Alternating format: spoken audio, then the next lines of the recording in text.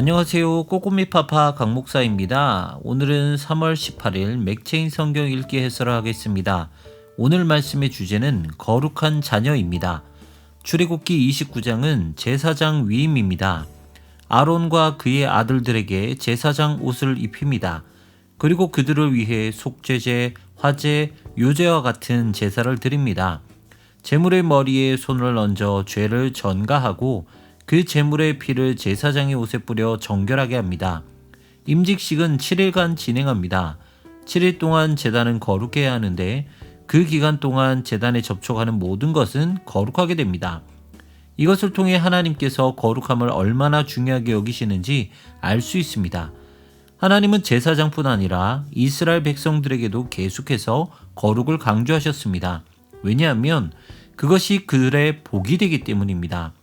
회막, 제사장, 이스라엘 백성이 거룩하게 되면 하나님은 이스라엘 자손 중에 거하여 그들의 하나님이 되십니다.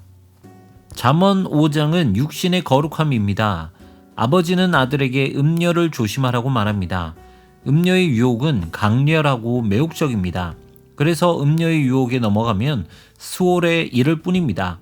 우리는 우리의 우물과 샘에서 물을 마셔야 합니다. 이 표현은 자기의 배우자에게서 성적인 기쁨을 누려야 한다는 것입니다. 이처럼 거룩은 영혼뿐 아니라 육신에게도 적용됩니다. 영혼의 순결은 육체의 정결로 이어져야 하고 육체의 정결은 영혼의 순결로 이어져야 합니다. 요한복음 8장은 간음한 여인입니다. 서기관과 바리새인들은 간음한 여인을 끌고 와서 예수님께 판결을 요구합니다. 겉으로는 마치 거룩함을 사수하는 것처럼 보이지만 사실 그들은 거룩함을 파괴하고 있었습니다. 거룩함의 정의는 눈에 보이는 깨끗함이 아니고 하나님이 정하신 것을 따르는 것입니다. 그런 의미에서 눈앞에 가장 거룩하신 예수님을 고발하려고 음모를 꾸민 그들은 거룩함을 파괴하고 있는 것입니다. 예수님은 죄 없는 자가 먼저 돌로 치라 라고 말씀하시면서 모든 이들의 양심을 자각하십니다. 그리고 간음한 여인에게도 다시는 죄를 짓지 말라고 말씀하십니다. 예수님은 진리이고 길이십니다. 그래서 오직 예수님을 통해서만이 참된 거룩의 길로 걸어갈 수 있는 것입니다. 갈라디아서 4장은 아들의 권위입니다. 율법 아래에 있는 자는 마치 종과 같아서 어렸을 때부터 후견인 아래에 있어야 합니다.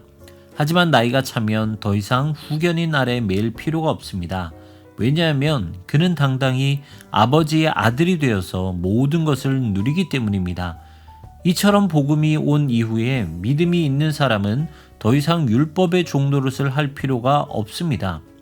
우리의 복은 율법의 행위에 있는 것이 아니라 복음을 믿는 것에 있습니다. 그리고 바울은 이것을 하갈과 사라의 비유로 설명합니다. 그리스도로 옷 입은 사람은 율법으로 하나님께 나아가지 않습니다.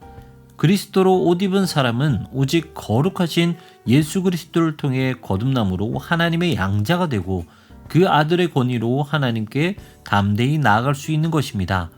그리스도인이 거룩을 위해 애쓰는 것은 당연한 것입니다.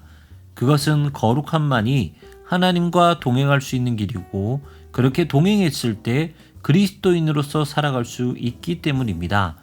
오늘은 매 순간순간마다 거룩하기를 애쓰시는 여러분 되시기를 소망합니다.